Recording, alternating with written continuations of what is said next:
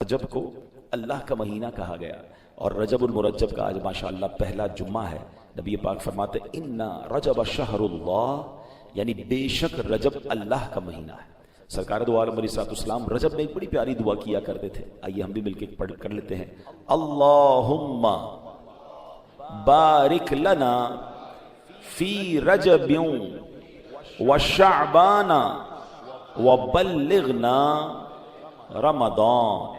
اے اللہ پاک ہمارے لیے رجب اور شعبان میں برکت عطا فرما اور ہمیں رمضان تک پہنچا دے، آمین۔ اب ذرا غور کریں اس دعا میں رجب اور شعبان کی برکت کی دعا کے ساتھ ساتھ رمضان سے کیسا پیار چھلک رہا ہے کہ ہمیں رمضان تک پہنچا دے، ہمیں رمضان سے ملا دے۔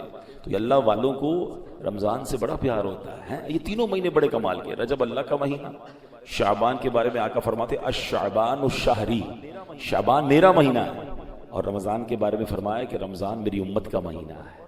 اب آپ غور کریں کہ گویا نور کی سیڑھیاں ہیں، رحمت کا راستہ ہے۔ پہلے رجب آیا، پھر شعبان آیا، اور سبحان اللہ پھر رمضان۔ علامہ صفوری رحمۃ اللہ تعالیٰ نے بڑی پیاری بات فرماتے ہیں، فرماتے رجب جو ہے وہ بیج بونے کا مہینہ، شعبان ان بیجوں پر پانی ڈالنے کا مہینہ ہے۔ جو تھوڑی بہت فصل اور باغ کو سمجھتے ہیں، پہلے کیا کرتے ہیں، بیج ڈالتے ہیں، پھر پانی ڈالتے ہیں، اس کا خیال رکھتے ہیں، پھر کیا ہوتا ہے، پودا اگ جاتا ہے، فصل ریڈی ہو جاتی ہے۔ تو فرمایا رجب بیج بونے کا مہینہ ہے، شعبان ان بیجوں پر پانی ڈالنے کا مہینہ ہے، اور رمضان فصل کاٹنے کا مہینہ ہے۔ اور پھر اس کو ڈیفائن کیا انہوں نے، وہ کیا ہے، فرماتے ہیں جو رجب میں عبادت کا بیج نہیں بوتا، شعبان میں ان بیجوں پر اپنے آنسوؤں سے آبیاری نہیں کرتا، یعنی پانی نہیں ڈالتا، تو وہ رمضان میں رحمت کی فصل کیسے کاٹے گا؟ تو بی پریپیئر، تیار ہو جائیے، اب عبادت کا سلسلہ شروع کرنا ہے۔ اگر تھوڑی بہت گرد لگ گئی، مسجدوں سے دور ہو گئے تھے، عبادت میں سستی ہو گئی تھی، تو یہ رجب ایک پیغام دے رہا ہے کہ اب آ جاؤ، پھر سبحان اللہ مسجدوں کی طرف آ جاؤ، عبادتوں کی طرف آ جاؤ، تلاوت کی طرف۔ علماء بڑی پیاری بات فرماتے رجب میں 3 حرف ہیں، را، جیم اور با۔ انٹرپریٹیشن کیا ہے اس کی تفصیل کیا بیان کرتے ہیں، کہتے ہیں را سے مراد ہے رحمت الہی، آخر میں جو با ہے نا اس سے مراد ہے بر یعنی بھلائی، اور جو بیچ میں جیم ہے نا اس سے مراد ہے بندے کے جرم۔ اللہ کی رحمت یہ اعلان کرتی ہے کہ میری رحمت اور میری بھلائی کے درمیان میرے بندے کے جرموں کو کر دو، اور اللہ کی رحمت گناہ معاف فرما دیتی ہے۔ دس از بیوٹیفل منتھ، تیار ہو جائیے۔ اب نماز قضا نہیں کرنی، اب عبادتوں سے جی نہیں چھڑانا، بلکہ اس میں جتنے ہو سکے اس میں روزے رکھنے۔ ایک بڑی خوبصورت نہر کا ذکر ہے روایتوں میں کہ جنت میں ایسی نہر ہے جس کا پانی دودھ سے زیادہ سفید ہے، شہد سے زیادہ میٹھا ہے، کمال کی نہر ہے، اور فرمایا اس نہر سے وہی پیے گا جو رجب میں روزے رکھنے والا ہوگا۔ تو اللہ مجھے اور آپ کو خوب نفلی روزے رکھنے کی توفیق عطا فرمائے۔ رجب کے ورڈز کتنے ہیں؟ 3، را، جیم اور با۔ سبحان اللہ۔ علماء کہتے ہیں اس کی انٹرپریٹیشن بڑی خوبصورت علماء نے بیان کی۔ را سے مراد رحمت الہی، جیم سے مراد بندے کے جرم، با سے مراد بر یعنی بھلائی۔ گویا اللہ کی رحمت یہ اعلان کر رہی ہے کہ میری رحمت اور میری بھلائی کے درمیان میرے بندوں کے جرموں کو کر دو تاکہ میری رحمت اس کی بخشش فرما۔ This is the time to repentance۔ رجب توبہ کا مہینہ، سبحان اللہ۔ رجب کے بارے میں آتا ہے کہ رجب اللہ کا مہینہ ہے، احادیث میں ملتا ہے رجب اللہ کا مہینہ ہے۔ آقا فرماتے الشعبان الشہری، شعبان میرا مہینہ ہے اور رمضان میری امت کا مہینہ ہے۔ تو یہ بہت خوبصورت سیکوینس شروع ہو رہی ہے۔ یہ مہینے ضائع کرنے والے نہیں، ہاں یہ مہینے اللہ کی رحمت کو لوٹنا اس مہینے میں۔ اور سبحان اللہ ایک بہت خوبصورت بات میں بتاؤں کہ نبی پاک علیہ الصلوۃ والسلام فرماتے ہیں 5 راتیں ایسی ہیں جس میں دعا رد نہیں ہوتی۔ حدیث پاک فرمایا رجب کی پہلی رات، 15 شعبان شب برات جو ہوتی ہے، ٹھیک ہے، پھر فرمایا جمعرات اور جمعے کے درمیان کی رات، نمبر 4 عید الفطر کی چاند رات، نمبر 5 عید الاضحیٰ کی چاند رات۔ اور رجب کے روزوں کی تو کیا بات ہے، احادیث میں یہ فضیلت آتی ہے جو رجب میں پہلے دن کا روزہ رکھے، پہلے رجب کا 3 سال کے گناہوں کا کفارہ ہے، دوسرے دن کا روزہ رکھے 2 سال کے گناہوں کا کفارہ، اور تیسرے دن کا روزہ رکھے تو 1 سال کے گناہوں کا کفارہ۔ پھر پورا رجب جو ہے وہ ہر روزہ جو ہے وہ 1 مہینے کے گناہوں کا کفارہ ہے۔ اب تو سردیوں کے دن ہیں، ویسے ہی ہم میں سے کئی لوگ لیٹ لنچ کرتے ہیں، 6 سوا 6 بجے افطار ہو جاتا ہے، تو ہو سکے تو نفلی روزے رکھیں، یہ عبادت کا مہینہ ہے۔ علامہ صفوری رحمۃ اللہ تعالی علیہ فرماتے ہیں کہ رجب بیج بونے کا مہینہ ہے، شعبان پانی ڈالنے کا مہینہ ہے، اور رمضان فصل کاٹنے کا مہینہ ہے۔ اور بڑی خوبصورت اس کی تفصیل بیان فرماتے ہیں کہ جو بندہ رجب میں عبادت کا بیج نہیں بوتا، شعبان میں ان بیجوں پر اپنے آنسوؤں سے پانی نہیں ڈالتا، آبیاری نہیں کرتا، وہ رمضان میں رحمت کی فصل کیسے کاٹ سکے گا؟ تو جس time to prepare yourself, یہ تو وقت آ گیا مسجد کی طرف آنے کا، تلاوت کرنے کا، روزے رکھنے کا۔ اگر کوئی دوری ہو گئی عبادت سے تو پھر جڑ جائیں، اور رحمتوں والے مہینے شروع ہو رہے ہیں۔ تو اے میرے پیارے اسلامی بھائیوں، اللہ کرے کہ ہم رجب میں اللہ کی عبادت کر کے، اپنے گناہوں کی معافی مانگ کے ہم اس رجب کو اس طرح گزاریں۔ اور رجب میں ایک اور کام کرنے کا بڑا زبردست میں آپ کو بتا دوں کہ نبی پاک علیہ الصلوۃ والسلام فرماتے ہیں، حضرت عبداللہ ابن زبیر رضی اللہ عنہ سے روایت ہے کہ جو ماہ رجب میں کسی مسلمان کی پریشانی دور کرے، اللہ عز و جل اس کو جنت میں ایسا محل عطا فرمائے گا جو حد نظر تک وسیع ہوگا۔ تم رجب کا اکرام کرو، اللہ کریم ہزار کرامتوں کے ساتھ تمہارا اکرام فرمائے گا۔ اللہ کرے کہ ہماری کوئی نماز قضا نہ ہو، ہم اس میں نفلی روزے رکھیں، اس میں درود پاک کی کثرت کریں، استغفار کی کثرت کریں۔ اللہ کا مہینہ ہے، خوب اللہ کی طرف لو لگائیں کہ یا اللہ تیرا مہینہ آ گیا، بندہ بھی تو میں تیرا ہوں، میرے مولا تو میری مغفرت فرما دے۔ یار توبہ تو کر لوں گا، مگر توبہ کر لی نا تو پھر مزہ نہیں رہے گا لائف میں۔ یہ جو انجوائمنٹ ہے، پارٹی شارٹی ہے، فلمیں ڈرامے گانے باجے اور حرام چیزوں میں جو مزہ ہے، یہ سب ختم ہو جائے گا۔ اللہ اللہ کرتا رہوں گا تو بور ہو جائے گی لائف۔ اس کو ایک ایگزامپل کے ذریعے سمجھاتا ہوں۔ دو دوست ہیں اور ایک دوست ہے جو ویجیٹیرین ہے۔ اس کے دوست کہ یار کبھی تو چکن کھا لے یار، اتنی بڑی نعمت ہے، کبھی تو مٹن۔ کہتا نہیں بھائی، اس دال میں جو مزہ ہے نا، پالک میں جو مزہ ہے، سلاد میں جو مزہ ہے، اس کے علاوہ لائف میں کچھ بھی نہیں ہے۔ ایک دن دوستوں نے پلان کیا، اس کو پکڑا اور زبردستی اس کو چکن کھلا دیا۔ چکن کھائی کر تھوڑی اور کھلا گیا۔ اب اس کو پتا چلا کہ بہترین کھانے تو یہ تھے، میں ساری زندگی ویجیٹیرین بنا رہا۔ اب ذرا تسلی سے سمجھنا، جس کو اصل میں فلموں ڈراموں گانوں باجوں شراب کی محفلیں اس کا لطف ہے نا، اس کو لگتا ہے مزہ اسی میں ہے۔ پرابلم یہ ہے کہ جس نے گناہوں والی لائف گزاری ہے وہ سمجھتا ہے مزہ ہی اسی میں ہے۔ ارے اس میں مزہ نہیں ہے، کیونکہ مجھے اور آپ کو رب نے بنایا ہے۔ دنیا کا دستور ہے، مینوفیکچررز نوز ویری ویل، بنانے والا بتاتا ہے کہ اس چیز کا فنکشن کیا ہے۔ آپ جب کوئی گاڑی خریدتے ہیں ساتھ ایک کتاب آتی ہے، مجھے اور آپ کو کس نے بنایا ہے؟ اللہ نے بنایا، وہ خالق ہے۔ سکون کدھر ہے وہ بتائے گا، اس نے اپنے کلام میں بتا دیا۔ بے شک اللہ کے ذکر میں دلوں کا چین ہے۔ چین یہی ہے، بھاگتے رہو جدھر بھی جاؤ، لیکن چین سے دور رہو گے۔ اب ملتا کیوں نہیں ہے؟ Last point. مولانا صاحب بات تو بڑی اچھی کی، میں تو آتا ہوں مسجد میں دل ہی نہیں لگتا، نیند آنے لگتی ہے، بیان سنتا ہوں تو نیند آتی ہے، 3 گھنٹے کی فلم میں آنکھ بند نہیں ہوتی۔ اس میں پرابلم مسجد کا نہیں ہے، اس میں پرابلم ہمارا ہے۔ خدا کی قسم جو اس وقت سکینہ دل پر نازل ہو رہا ہے، کتنا لطف آ رہا ہے، کتنی رحمت محسوس ہو رہی ہے۔ میں کہاں بیٹھا ہوں؟ میرے رب کے گھر میں بیٹھا ہوں، میرے اللہ کا ذکر کر رہا ہوں۔ اس سے اچھی زندگی کا مقصد کیا ہے؟ اگر ابھی موت آتی ہے تو اس سے اچھی موت کیا ہے؟ یہ کیفیت بنتی ہے لوگوں کی، جن کو سکون آتا ہے۔ جس کو نہیں آتا وہ اپنا پرابلم چیک کرے کہ there is something wrong in my heart۔ بالکل یہی مسئلہ ہے۔ اب اس کو دنیاوی مثال سے سمجھا دیتا ہوں۔ جب آپ کو بخار ہوتا ہے، کھانا اچھا لگتا ہے؟ نہیں، کھانا بھی اچھا نہیں لگتا، پینا بھی اچھا، بچے بھی اچھے نہیں لگتے۔ بندہ بولتا ہے یار مجھے کچھ اچھا نہیں لگ رہا، لیکن کھانا نہیں چھوڑتے آپ، کیونکہ یو نو ویری ویل یہ 5-6 دن کا مسئلہ ہے۔ کھانا تو پڑے گا نا، تھوڑے دنوں بعد بخار ختم ہوگا تو ٹیسٹ آنا بھی شروع ہو جائے گا۔ بالکل یہی کانسیپٹ یہاں سمجھ لو۔ سجدے میں دل نہیں لگ رہا، نماز میں دل نہیں لگ رہا، تلاوت میں دل نہیں لگ رہا، کرتے رہنا کرتے رہنا۔ جس دن گناہوں کی بیماری دور ہوئی تمہیں سجدوں کی لذت ملنا شروع ہو جائے گی، تمہیں تلاوت کا سکون ملنا شروع ہو جائے گا۔ ہاتھ اٹھاؤ گے تو آنسو بہنا شروع ہو جائیں گے، نبی پاک کا نام لو گے تو تمہارا دل بے قرار ہو جائے گا، ذکر مدینہ ہوگا تو تمہاری آنکھیں بہنا شروع ہوں گی۔ پرابلم یہ ہے ابھی بیمار ہے، ابھی دل پر گناہوں کا ورق چڑھا ہوا ہے۔ چھوڑ کے مت جانا مسجد، اللہ سے دور مت جانا۔ ہم کمزور ہیں، ہم نے پہلے بھی توبہ کی، شیطان کھینچ لیتا ہے، ڈال دیتا ہے گناہ میں۔ اللہ تو مدد کرنا، ہماری کمزور ہے، شیطان کے واروں سے تو ہی بچائیو مالک۔ یہ ہم اللہ سے مانگیں گے، مگر دل کی گہرائیوں سے توبہ تو کرے نا، اللہ کے قریب ہونے کا وعدہ تو کرے نا۔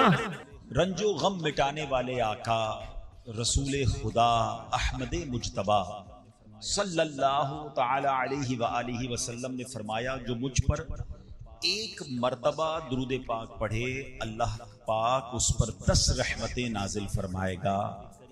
جو مجھ پر 10 بار درود پاک پڑھے، رب کریم اس پر 100 رحمتیں نازل فرمائے گا۔ اور جو مجھ پر 100 مرتبہ درود پاک پڑھے، اللہ پاک اس کی دونوں آنکھوں کے درمیان لکھ دے گا کہ یہ بندہ منافقت اور جہنم کی آگ سے آزاد ہے۔ نام حضرت پہ لاکھ بار درود، نام حضرت پر لاکھ بار درود، بے عدد اور بے شمار درود، ہم کو پڑھنا خدا نصیب کرے، دم بدم اور بار بار درود۔ مومنو آپ پر پڑھے جاؤ با ادب اور با وقار درود، جو محب نبی ہے اے کافی، جو محب نبی ہے اے کافی، چاہیے اس کو بار بار درود۔ ذرا غور کیجئے کہ 100 بار درود پاک پڑھنے میں وقت ہی کتنا لگتا ہے، انعام کتنا بڑا ہے کہ اس کی دونوں آنکھوں کے درمیان یہ لکھ دیا جاتا ہے کہ یہ بندہ منافقت اور جہنم کی آگ سے آزاد ہے۔ الصلاۃ والسلام علیک یا رسول اللہ، یہ بھی درود پاک ہے۔ صلی اللہ تعالی علی محمد صلی اللہ علیہ وسلم، یہ بھی درود پاک۔ آپ اگر شارٹ سے مختصر سے درود پاک پڑھنا شروع کریں تو غالباً 15 سے 20 منٹ میکسیمم آپ کے 100 درود پاک پورے ہو جائیں گے، اور انعام اتنا بڑا۔ میں چوٹ کرنے کے لیے کہتا ہوں، اگر ہمیں یہ کہا جائے کہ جناب 100 بار جو درود پاک پڑھے گا اس کو 10,000 روپے ملیں گے، بندہ کہے یار 15 منٹ میں 10,000 روپے، 1000 بار درود پاک پڑھے گا تو 1,00,000 روپے ملیں گے۔ سبحان اللہ۔ اب دنیا کا اگر کوئی انعام اعلان کر دیا جائے تو سارے ہی لوگ اسے کرنے کے لیے تیار ہو جاتے ہیں۔ یہ آخرت کا کتنا بڑا انعام ہے، ہر درود پر 10 رحمتیں۔ آپ یقین کریں کروڑوں روپے خرچ کر کے بھی ایک رحمت نہیں خریدی جا سکتی، اللہ نہ چاہے جس پر رحمت، کون رحمت لے سکتا، مگر درود پاک سبحان اللہ ہر درود پر رحمتیں برس رہی ہیں۔ اس وقت جو حالات چل رہے ہیں، معاملات چل رہے ہیں، ہم سب چاہتے ہیں ہماری بھی حفاظت رہے، ہمارے بچوں کی، ہمارے کاروبار کی، ہمارے گھر بار کی حفاظت رہے، ہم سفر پر جائیں تو خیر سے جائیں، واپس بھی خیر سے آئیں۔ تو سبحان اللہ مجھے بتائیے جس پر رحمت الہی برستی رہے تو اس کی کیسی حفاظت ہو جائے گی؟ تو گھر سے نکلے تو درود پڑھیں، سفر میں درود پڑھیں، بچوں کو کہیں کہ وہ گھر پہ درود پاک پڑھیں، تو انشاءاللہ یہ سارا رحمتوں کا حصار جو ہے ہمارے ارد گرد رہے گا۔ اللہ مجھے بھی اور آپ کو بھی کثرت سے درود پاک پڑھنے کی توفیق عطا فرمائے۔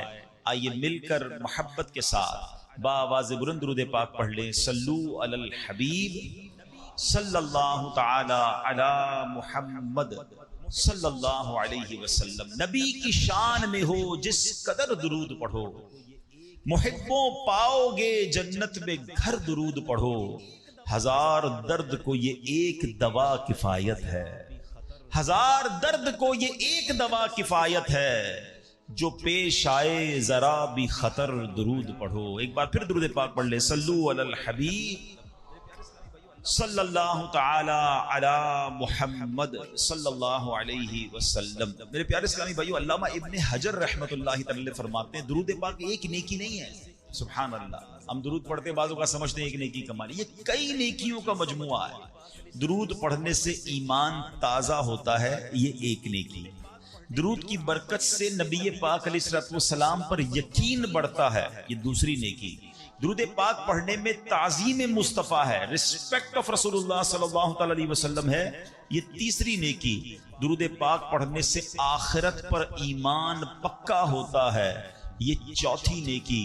درود پاک میں نبی پاک علیہ السلام کے احسانات کا ذکر ہے، یہ پانچویں نیکی۔ اور درود پاک میں نیکوں کے سردار مکی مدنی تاجدار صلی اللہ تعالی علیہ وسلم کا ذکر ہے، اور نیکوں کے ذکر پر رحمت اترتی ہے، یہ چھٹی نیکی ہے۔